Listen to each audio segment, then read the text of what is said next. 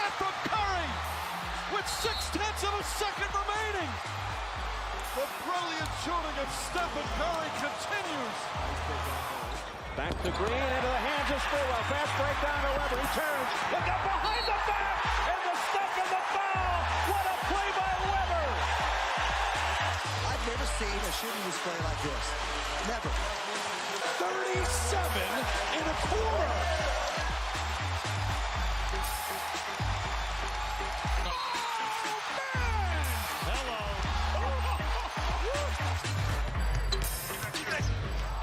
Curry, Amrod shakes the ball out of his boot. He takes a little swing and misses. Curry splits the defense behind the back. Fires a three. Oh, he puts it in. What a spectacular move. That could be the greatest move I've ever seen. Here's Curry for the record. It's good. There it is. Stephen Curry, the all-time three-point king in the NBA. Fuck it. We'll do it live. You are in Warriors Huddle with me, Bramno Marcus, today, but with me per usual, my master of all things video and sound, Maxime. How's it going? Maxime, I am fired up to announce that rejoining us after way longer than I'd like, the Golden State beat writer for the San Francisco Chronicle, a man who attends every single Warriors press conference, practice, shoot around a game, and the man I turn to when I need to vent about how terrible the dialogue is in a video game, Mr. CJ Holmes. What's going on, CJ? Hey, back like Jordan wearing the 4-5. How y'all boys doing today? We are good. We like seeing you. I can tell that you are in a hotel room, man. Where does this podcast find you? Checking in from Memphis, Tennessee for tomorrow's grudge match against the Memphis Grizzlies.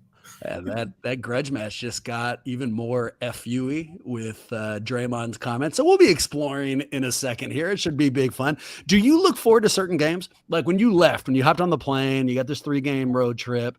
Is there ones you've circled that you're more excited about, or, you know, they're all part of the job? Yeah, it's like mostly it's like the locations. Like I love going back to Phoenix, seeing all my old friends. Loving going on to DC, seeing my family, friends and family. I would say those are the two biggest ones, and then it's always the cool locations, right? Like Miami or LA. Those are always fun, but it's all work, but work is fun. So I half expected you to be like, well, the big games, Memphis, these people. No, it was a friend analysis and a nightlife analysis, which I immediately respected. Nicely fucking played. I'm not saying nightlife, but there are some cities are funner than others. Yeah, I'm sure it's the Starbucks locations and everything. That's exactly what goes to it. I got so much stuff for you today, CJ. In fact, we got a question that was written and directed towards you specifically, so we got to push off here. But some aggressively, well, you'll find out. I'm not going to tell you. I want you to be kind of worried about it as we go forward here. So we'll see how that plays. But housekeeping before we go forward. Housekeeping number one. So, CJ, we've been doing this intern Hunger Games, and we had narrowed it down to the final 4. We've heard from 2 people. Today, you are going to be evaluating Spencer, but I guess good news, bad news, good news for Spencer, bad news for us. Spencer got a promotion, is no longer the kind of man with free time to be able to serve as our intern, so he has pulled himself out of the competition. So we're not going to hear from Spencer today, unfortunately enough. Spencer was ready for this heat. I don't. It is what I have learned from previous experiences not to shit out them when they're not here. So I'm just going to keep that in pocket. I'm sure that it's all good news for Spencer, but we do have good news on our own. CJ, we have written content now. The huddle is expanding, dude. We're hella fancy. Maxime, where is that written content? How would you describe it? What's going on? Yeah, all right. So it's a little bit of a work in progress. I think people like to, build things as they go instead of trying to have a polished product. But here it is. The Warriors Huddle website is live, warriorshuddle.com. It's not just huddle at warriorshuddle.com. It's now a full-fledged website. And in it, we got all kinds of stuff. But what Bram is referring to is we've got a blog going, and we even have a couple of blog posts from Tanner up here already. So you can check out. He's been writing judiciously after every single game. So we have some great thoughts here. You can drop some comments and enjoy that as well. And then, of course, that's also an opportunity to check out the podcast itself. We've got a page where you can actually see the podcast and all of our old episodes, and even a nice little thumbnail reel with our most recent episodes. So there you go. Well done, boys. Yeah, fuck. I mean, here's a little transparency and an admission. I have not seen that before, CJ, and I should be embarrassed. So Maxime has sent us these links, and I knew that there was a blog, and I knew the pieces, but I haven't actually hit them yet because I thought it was just a blog. And we have this dope-ass website out there I had not seen. So Maxime, I should have thanked you before we went live. Also, that splash page, I look like an asshole in that photograph. For those who hop on there, careful. Where is the website, by the way? What's the address? It is warriorshuddle.com. Boom. You want to see, great content or me look like an asshole? That's the perfect place to go. CJ, I've buried the lead. All right. So we normally start with a glass half full, but not when we have guests of your caliber. For you, we do the off the court report. So if you're new to the podcast, the idea behind this is hella easy. You're probably already tired of hearing me speak. Good news here, I stopped speaking. CJ has access to this team in a way we do not. He sees all the stuff that happens off the floor. So for this segment, we just ask him any stories, anything he's seen recently. What do you got, man? Yeah, I wanted to take you guys into the locker room last night in Oklahoma City. Warriors suffered their 25th road loss of the season. And, after a lot of these losses, sometimes it's, a pretty lighthearted vibe. We'll get the next one kind of mood. But, last night in Oklahoma City, it was quiet. There was tension. Guys were slow coming out to media availability. Usually when the Warriors are on the road, Raymond Ritter's chugging these guys out so they can catch their flight. But guys were lagging. It was quiet. You can cut the tension with a knife. And to me, that's just an indication that, these road struggles, for the first time this season, I'm not saying this is the only time the locker room's ever been that way, but, after losses, but it hasn't been like that very often. And to me, it's an indication that these road losses are really starting to pile up, which is obvious. And it's obvious that it's starting to, get to the players.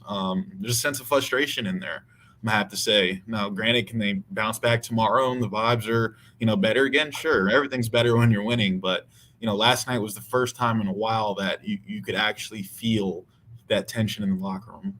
So you're a professional and you've already transitioned us. Yeah. So I've got a lot of follow-ups, but this is in fact the golden question the person wrote in. So I'm just going to transition to that. Here is the question. Quote, there was a moment last night when Draymond got so frustrated with punched in the face pool, he literally stopped playing and walked off the court instead of continuing the possession. Please get CJ back stat and ask what the vibe is around the team.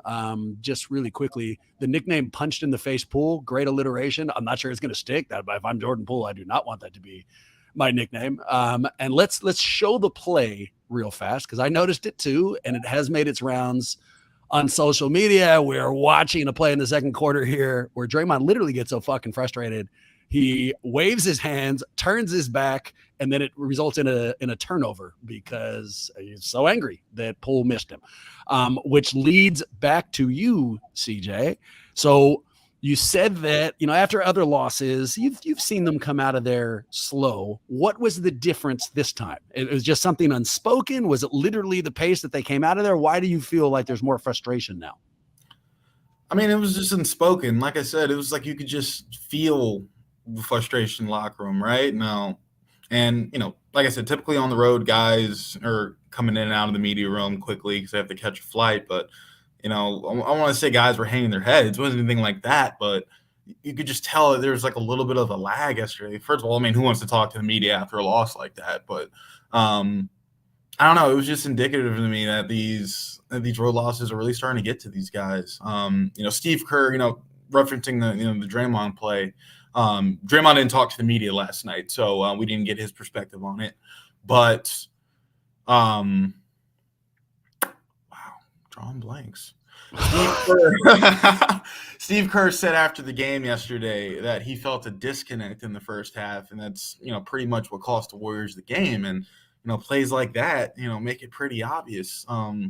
who knows why Dre was so frustrated in that moment. Perhaps there were, a couple play. I have to go back and watch the film, but maybe there were a couple plays where, Draymond was missed in a row. Maybe a few high-low opportunities that were missed because, guys weren't hitting them on time and on target.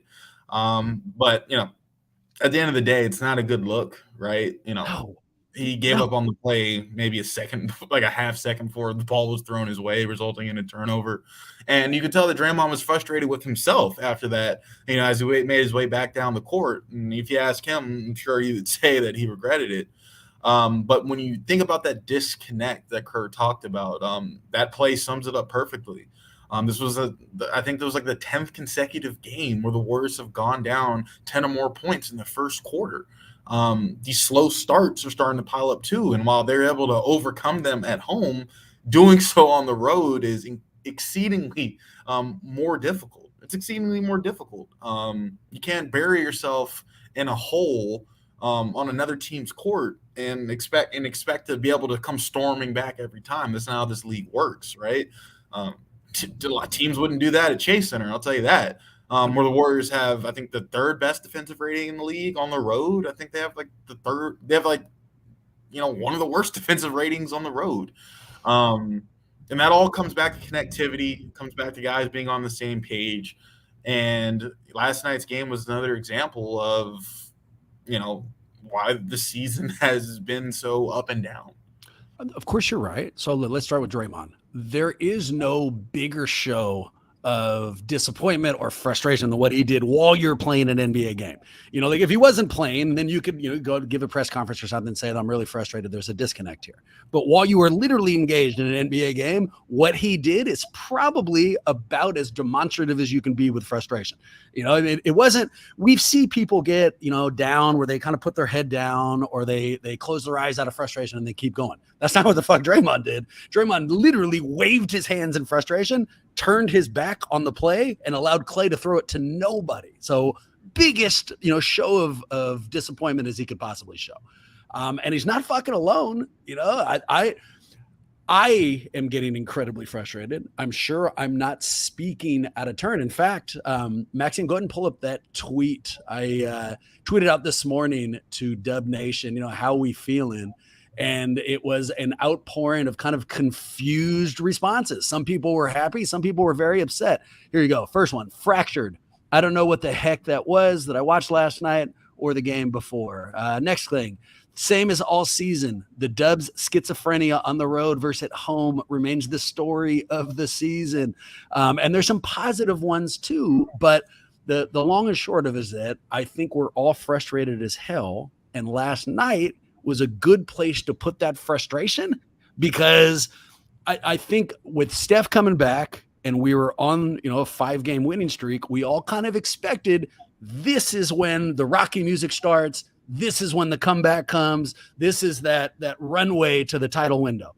And Steph comes back the first game and, he plays well. And maybe there is just some rust on his connection with the rest of the team. But this OKC game against a team they should beat was in my mind the launching point, and they fucking lost it. So of course we're frustrated. Maxime, how are you dealing with all this, Matt? Well, I was just remembering, I think when we watched that happen and Draymond sort of gave up on the play, it was so remarkable that Fitz remarked on it, which felt remarkable in and of itself, right? That this was this moment that even the Warriors announcers who are on Warriors payroll are calling out this thing. So we're dealing with a systemic issue, and you're seeing it on the Twitter posts, you're seeing it across Reddit. People are starting to speculate about whether or not there's something in this locker room that is a little bit sour right now. And sounds like we're hearing that from CJ too. So I continue to be confused, and it's the question that everybody's asking, but why is it that I'm so afraid now of whenever the Warriors are at another arena as opposed to at Chase Center? Because there's clearly a discrepancy going on. I'm like, are they able to just like leave and go spend time with their family and friends, and so they don't have to stress? Like, I can't understand how there's this much of a distinction between the two, and it's making me feel like somebody said in the Twitter replies, schizophrenic. Yeah. I'll say this. I think the Warriors' home overall record and home versus away record is a perfect microcosm of the season as a whole. All the stops and starts, The winning streaks followed by the losing streaks, players coming in and out. It just sums it all up really so perfectly. And we're at the point in the season where you are what your record says you are. You are what your stats say you are. But despite all that, the Warriors are, I think, in 6th place or tied for 5th, something like that, entering Wednesday's games. So despite all that, they're still in good position. But, as Curry said after the game yesterday, it's not about being in good position. It's about taking advantage of it. That's right. And the Warriors are going to have to find a way to do that, over these final 16 games. I think at this point it's safe to say that the Warriors are going to be a playoff team, right?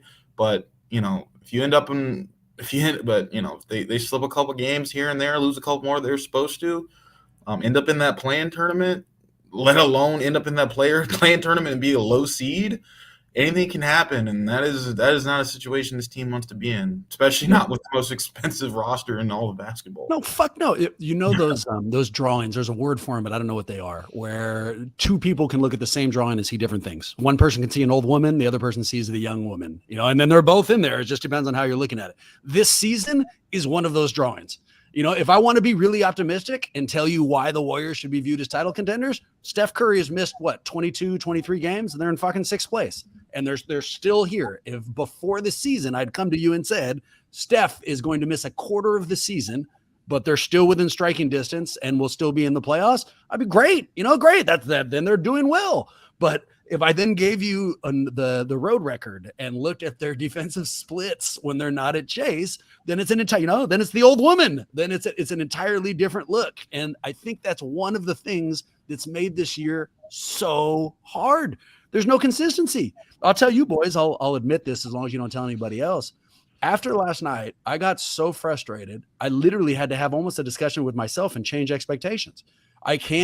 If I keep entering each one of these games thinking I'm going to see the Warriors in all caps, I'm going to use years off my life. Like it frustrates me so much. And so now I have to accept that they are a puncher's chance team.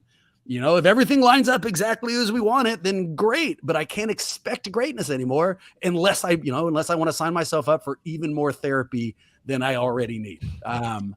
But to your point, I don't think championship, maybe in the Warriors locker room, championship still expectations, but from the fan standpoint, from y'all's perspective, I don't think championship should be the expectation. The way this team is playing right now, in honor of March Madness that's about to get started next week, I think that the expectation should just be survive in advance.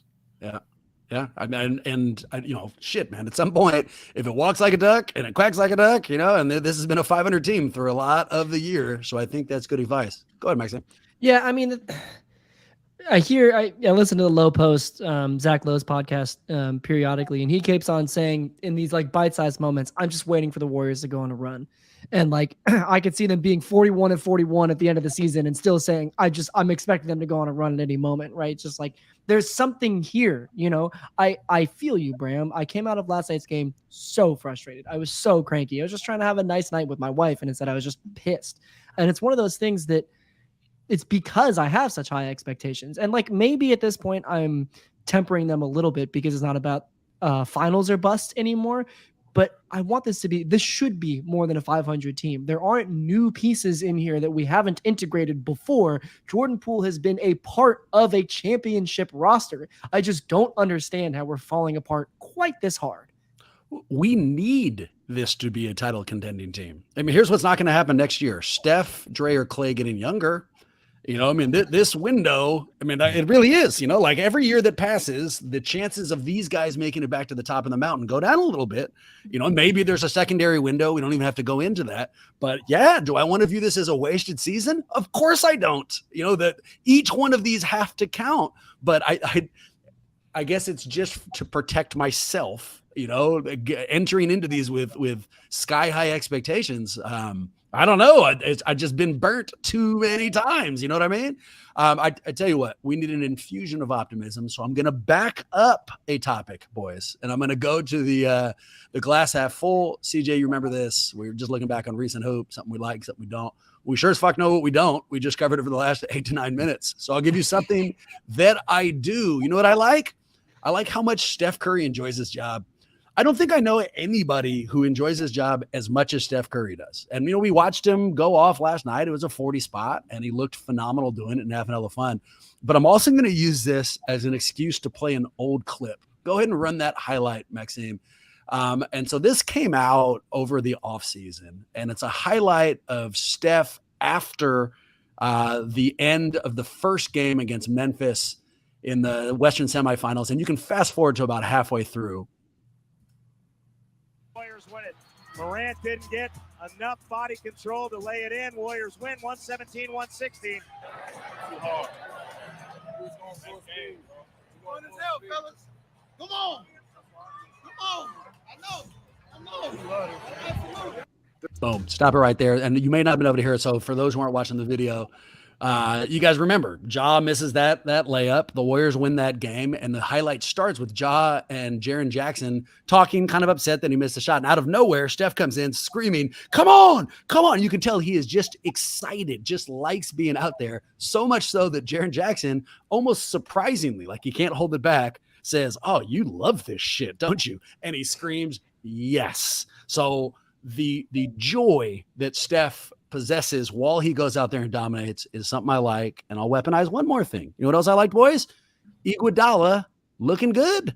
He came in that first quarter and he made a difference. The Warriors were down 8 and he erased that deficit. He even had a dunk and didn't get hurt.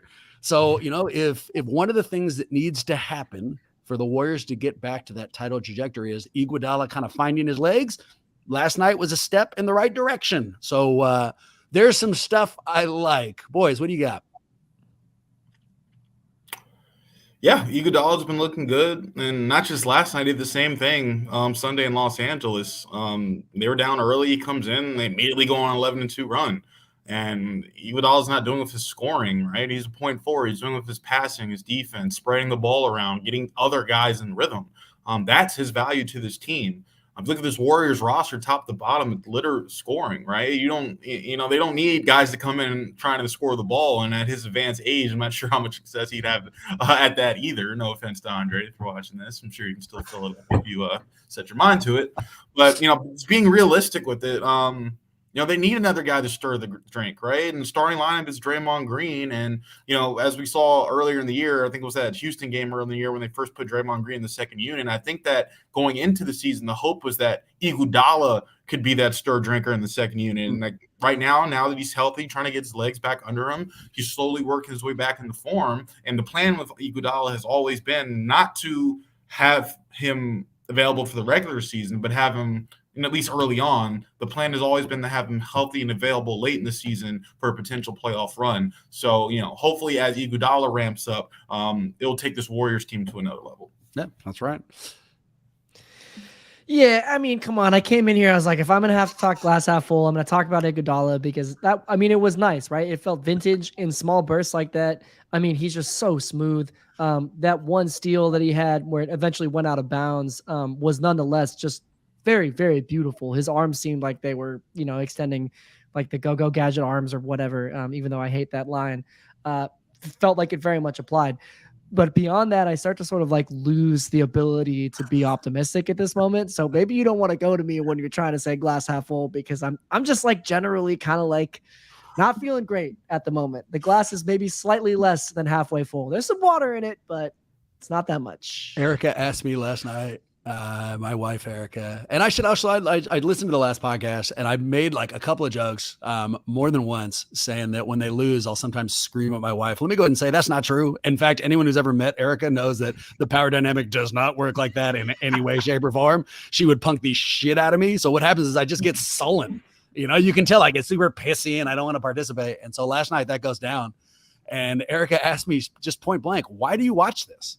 Like if this is a television show, like if you don't enjoy it, why do you watch it? And I got even more pissy and sullen and then just got out of there. I didn't have a response for her, so it is what it is. Okay. Max, hold up. Before we go on, do we need to unpack that go-go gadget bit? Is that like some deep-seated emotional trauma we need to unpack here on the pod? Or? No. What is this? You and Inspector Gadget have some issues? Or I was like, really? We're gonna unpack this? I just it feels like it got overused. You know what I mean? These go gadget arms thing. It's like it can apply in so many situations. Like, wow, he's got long reach, and that's like our only. It's deep embedded into my brain, so to the point that I can't come up with any other metaphor, and it feels overused. I think it's time for a reboot. I think it's time for an Inspector Gadget live action reboot. I'm ready. Why are you trying to give him fucking PTSD? Like modern CGI, like a dark and gritty take on Inspector Gadget. That'd be fire, right? I'd watch that. I'd watch that in a heartbeat. I would watch that. Like that would actually be therapy for me. Yeah, it would I'd reset a little bit of my perception of what's going on with Inspector Gadget. We'll never know you guys this. didn't comment on the new cut. How y'all feeling with the short look? I mean, how the fuck would we comment on it? You had your hood on this entire time. You think I have X-ray vision? I like it a lot. That's very nice. And I'm not ready to give up on this Inspector Gadget joke. If this was a movie, it would cut and it would show back, whatever, like 2005 or something, and it would show Maxime getting broken up with, and then the camera would pan back and it'd be Inspector Gadget on the TV in the background.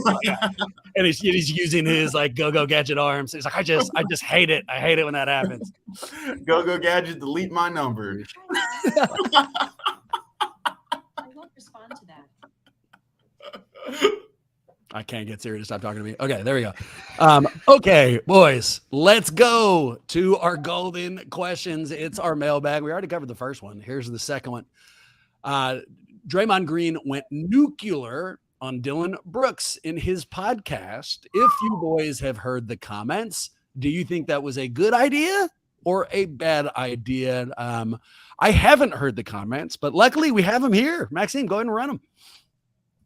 This idiot said, I don't know what Draymond does out there. He said, I don't like Draymond at all. You don't know me. I just don't like Golden State. I quite frankly wouldn't like a team that beats me all the time either. I don't like anything to do with them. Quite frankly, you were a little kid in high school watching us win championships. Should be happy that you even witnessed that, or maybe college, but you get the point. You're a fan. Draymond talks a lot. You talk a lot now, so if you have 4 rings, sure, you talk a lot more. For All-Stars, you probably talk a bit more. Defensive Player of the Year, you for damn sure would talk more. 2 Olympic gold medals, you definitely would be talking, because that would mean you beat Team USA, and we all know how that goes. So gets away with a lot too. What exactly do I get away with? I have 15 texts, 1 less than your dumb ass. Okay, great. His game is cool. If you ever wondered why the Memphis Grizzlies is not ready to compete for a championship, look no further than this idiot right here. They're actually depending on this guy to help them win a championship. And he says his game is cool. Quite frankly, that just shows how little you know about basketball. And yet you running around talking about a dynasty? The dynasty starts after you, not with you. He plays with heart. That's perfect right there.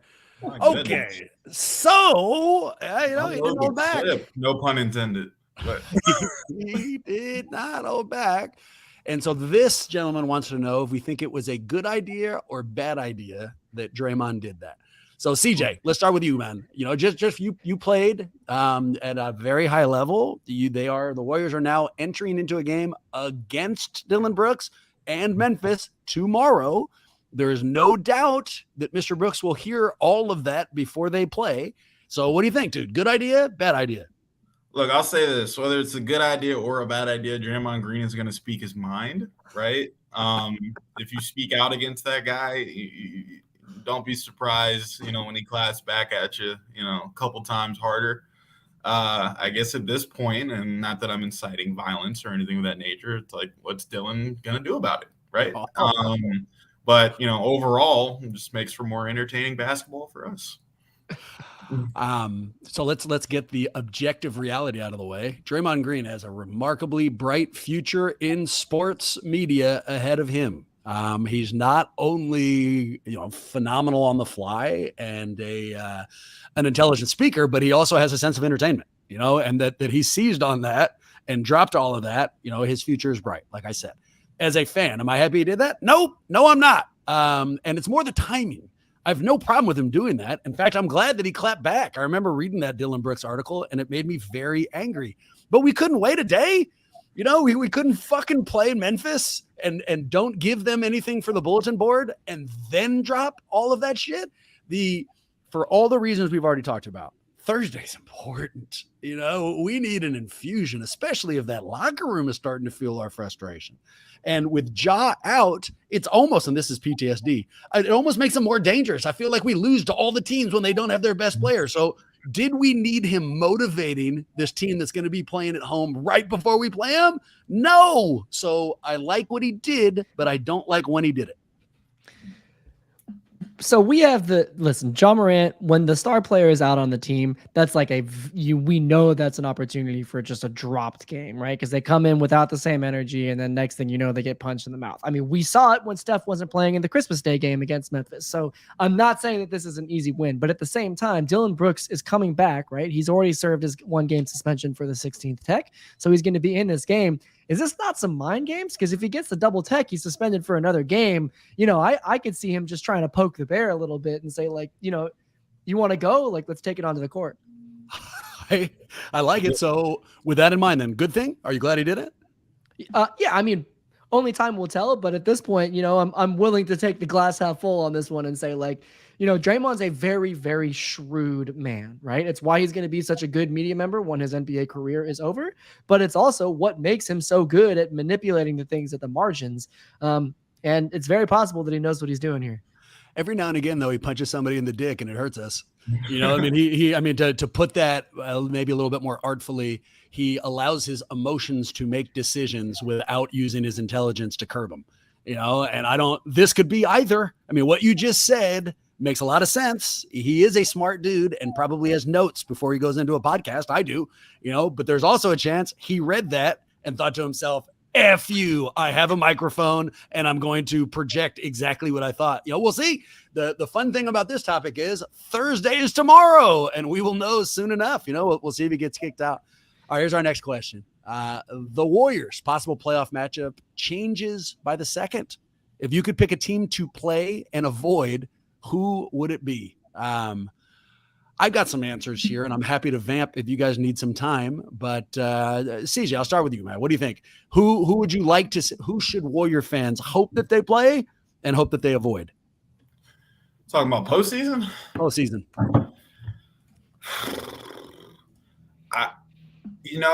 For the sake, this is me just saying this selfishly, for the sake of less travel, I think they should want to play the Sacramento Kings. And I say that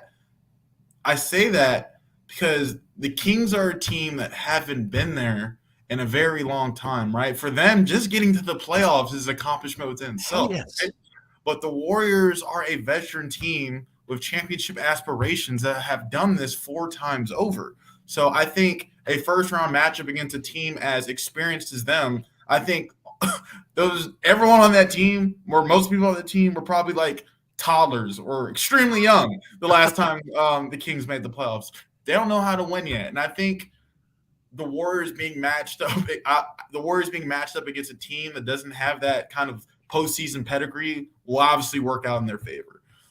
In terms of who they should avoid, and another team I think that they'd want to see is the Denver Nuggets. As good as they've been throughout the regular season, this is a team that the Warriors just handled a year ago. I think, what was it, 4-1 that series or something like that? Jokic can't guard a high pick and roll. They're a team that can be schemed out of what they want to do in the postseason. So I think that's another team that they'd want to see. Who they do not want to see, I don't think they want to see those Phoenix Suns. They're 3-0 since the acquisitions of Kevin Durant. Obviously, if that is a matchup at some point this postseason, there's going to be so many storylines and distractions that go into that. And KD's going to be on a revenge tour. He just watched his former team win a championship last season without him, right? So he's going to be coming to that series on a mission. And as we all know as basketball fans, a Kevin Durant on a mission is a very, very dangerous man.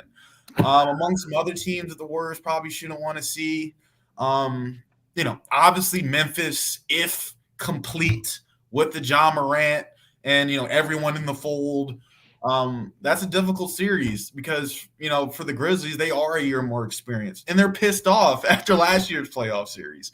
So I think, if you take in the Warriors' struggles on the road, especially if the Grizzlies are the higher seed entering that series, that's something I don't think they want any part of. Yeah, and although the Warriors, handled the Mavericks quite easily last year, they have Kyrie back there now. That could be a tough series too. Any series with Luka Doncic in it, it's gonna be a fight. Especially if Andrew Wiggins' personal issues extend into the postseason. Wiggins was the Luka stopper last year. Well, as much as you can slow down Luka Doncic. Wiggins was the Luka stopper last year.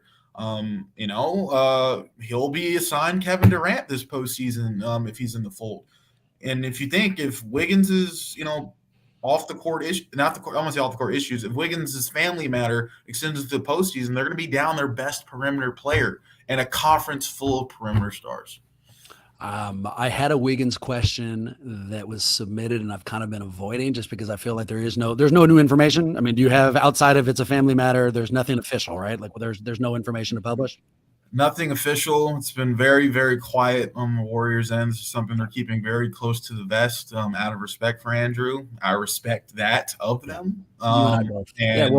We'll keep it to the side. I mean, until there is anything to really report, I'll keep it as a topic that we're not discussing, and I'll pick up the question that you just said. So you said it very elegantly, and I agree with you. I'm going to go backwards. Who do I want to avoid?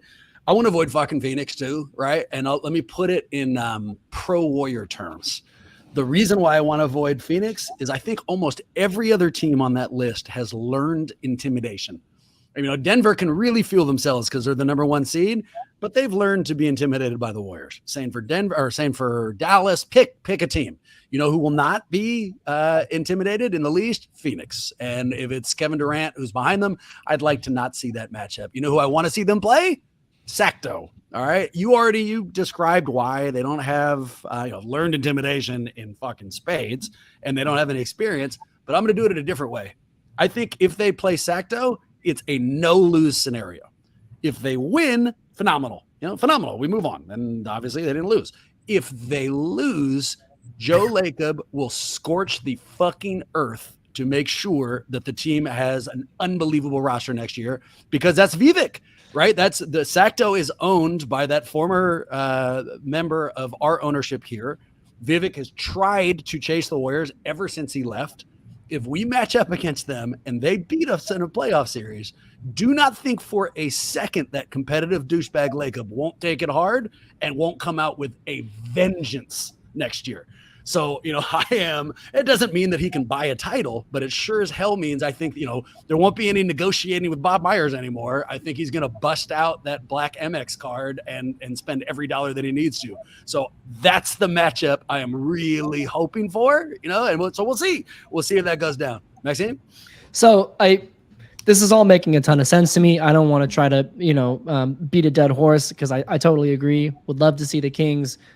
Very interesting take about Vivek. Would love to avoid seeing Phoenix. So I'm going to change it a little bit. There are 2 teams that actually put some legitimate fear into my heart.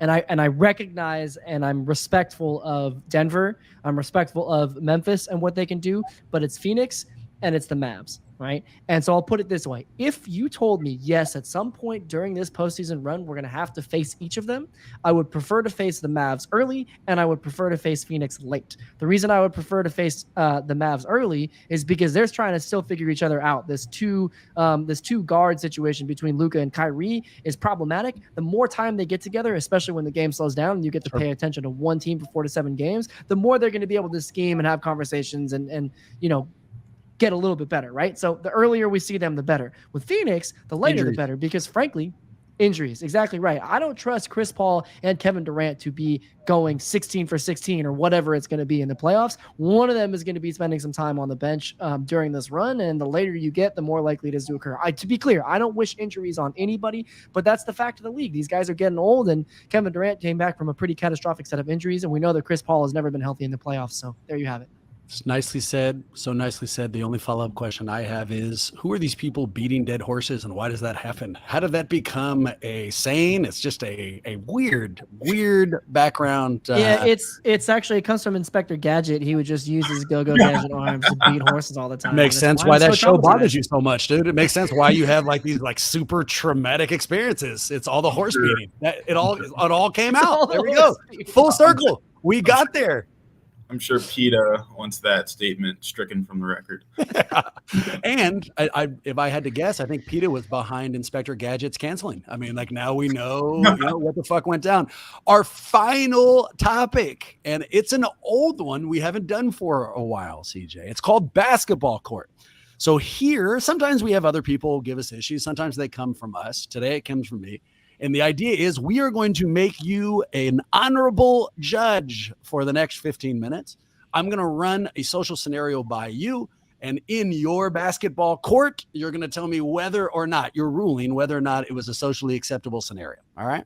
So can I get like an introduction, like an actual judge? Here you there actually, so as an attorney, I can tell you there's not, I'm gonna add a little bit to it. All right. I'm gonna make it like old England, but it's not really like this. Wait. Let me get in character. Yeah, no, I like it. That's wow. Yeah, that's a sour face. That's fantastic. All right, hear ye. Here comes CJ Holmes presiding over the honorable basketball court. Please rise and acknowledge his excellence. Phenomenally well done. Okay, Your Honor. Here's what happened. May it please the court. Last night, I found myself watching the game with a friend. I haven't seen him for a while, generally enjoy his company, and we went to a bar. And it was one of those nights where I drank a little bit more than I needed to. So by the end, although I normally don't drink hard alcohol, it was kind of those like, fuck it, we're just having a good time. And I'm starting to order random things, and it is what it is. And at one point, I order a brand new drink I had never tried, a fire mojito, which just by on the side, cool name, good idea, out it comes. And it was good enough, spicy, I guess I could say. And I get 2-3 sips in, and my friend asks if he can try it. Having never also tried it, he wants to get a sense of it. So I'm already weird. I pucker up a little bit. Butthole does. Like, why are you asking to try my drink? But fine, and I pass it over, and he uses my straw. And to be fair, I don't use straws. I'm surprised I hadn't taken the straw out. But he uses the straw. That was sometime in the second quarter. I think I may have been as upset about the straw using as I was about the actual outcome of the game. Like I couldn't get over it. I've been upset about it all day. All right. So honorable CJ, acceptable? Dude, one, is it acceptable even to ask for a sip of my drink? But two, once I say yes, are you allowed to use a straw? Because I feel like if he had taken my drink and used his ass to drink out of it, I would have been less upset than him using my straw. As Steve Kerr once said, a code has been broken. Broke the code. Not only to put this in a very delicate, clear. This is very delicately clear. Yeah, you're right in your opinion. So I mean, all the time, I let my bros try my drink, or get a swig of my beer, or something like my Long Island all the time. However, from a clinical hygiene standpoint, you sip off the side of the cup. You know what I'm saying? It's one thing. I don't know. It's one thing if your girl sips out the straw. That's your girl, right? You guys are kissing and swapping tongues all the time. This is the Brody, and the Brody should know that there are boundaries. There are boundaries, and the ruling is when you broke the code, man. It's a violation. It's a violation of trust. It's a violation of boundaries. It's a violation of hygiene. The bros sip off the side of the cup. Period. I am so happy with that decision. And I think that decision would have been true if we were on the front side of a global pandemic. We're on the COVID just happened, dude. I'm weird about just eating inside as it is. I'm not trying to split a straw with somebody whose vaccination set. Just that whole thing hit me in a weird place. Maxine, what would you do? So that goes down. You've handed it off. Your friend has now drank from your fire mojito straw. What's your response? Panic, pure panic. Because here's the thing. I really ascribe to the notion that like sharing a drink, like, oh, I bought this drink, you got this one. Cocktails are expensive in the Bay, man. We're spending like crazy money on like 2 shots of alcohol, you know? And like, I like cocktails. I want to try different ones. So it's an opportunity to try something new. I look at it as a sign of friendship to be like, hey, you want to try some of mine? I'll try some of yours. That's great. But if I see the straw go into my friend's mouth, it's panic because I've just explained to you that I look at this as a true sign of friendship, right? So in that moment, I'm like, yes, I'm being vulnerable to you, and you're sticking my straw in your mouth. Like there's there's a lot of spit happening, and it's just, you know, I try to make a point when somebody hands me the drink. I'm looking to see if there's any indication of where they sipped from. And then I'm rotating the drink to try to sip from a different spot on the rim. You know, if there's a salt rim, that makes it really easy. But you can even tell, right, with just like the precipitation that's collecting on the side of the rim. No. It's a calculation because that's part of the code, right? That's part of being friends. It's like, hey, I appreciate that you're giving me this space, right? That we're entering into this intimate environment where we can share drinks with one another. And like, it's a delicate little situation that you don't want to transgress and putting a straw in your mouth, because then I have to have the conversation. It's like, I thought we were friends and now you're doing this to me. So like I said, it's pure panic. I don't know how to respond. I think I would shut down. You've misused my trash. No, it's crazy presumptuous. We won't chase this scenario down maybe for a future basketball court. I mean, real quick, just that we have a differing opinion in the comments. Is it possible that this is actually just Warriors frustrations that you're taking out on your friend's straw etiquette? Thanks to Dillon for bringing that up. No, it is not possible. I am a psychopath way before the Warriors drive me even crazier. And so this would have bothered me. If I had never watched a single Warriors game at any point in my life, Strawgate still would have really upset me. And I'll tell you out there who if you're ever unsure, just go for the waterfall, man. You know, it's exactly an easy right. bet. Exactly. No hard to do with a cocktail, though. You know, that's like a Gatorade pool. You know what I mean? Like it's hard to do within a bar, but I totally agree with you. And it's just presumption. We had someone at the house the other day. They asked if they could use the bathroom. Sure, of course. They passed 2 bathrooms and went into our master bedroom. And it was just like, what the fuck? Like, what's going on, dude? Like, why? You know, so we won't chase that down. A basketball court for a future date, but this is my life. I venture in and out of like awkward interactions and get really angry about them. CJ, missed you. Phenomenal. I liked your haircut a lot, by the way. I don't know if I've said that. Looks clean. I love the short look. Phenomenal appearance in your initial judicial role. We'd love to hand you the permanent role of the Honorable CJ. So if other issues come up, in fact, if you're out there and you want CJ's opinion, go ahead and write us an email. But I'm sure I'm not alone. In fact, I'm positive people need way more CJ Holmes in their life. If I'm right, where do they go? You can find me on Instagram and Twitter at CJHolmes22. And I beg you to no end retweets, not likes, please. Unless you're on Instagram, then you kind of got it like, but you know that. For us, you know where to reach us. You want to get us an email, you want to get a case to CJ, you want to get us a question, you can shoot that too. Huddle@warriorshuddle.com. Boom. Our social media is expanding fast. The intern Hunger Games will continue soon. And then once we figure out who it is who's joining, let's stop calling it the intern. The Hunger Games to determine who the new team member is. Are they like battling to the death? Like, oh yeah, they're battling. Yeah, that's the next.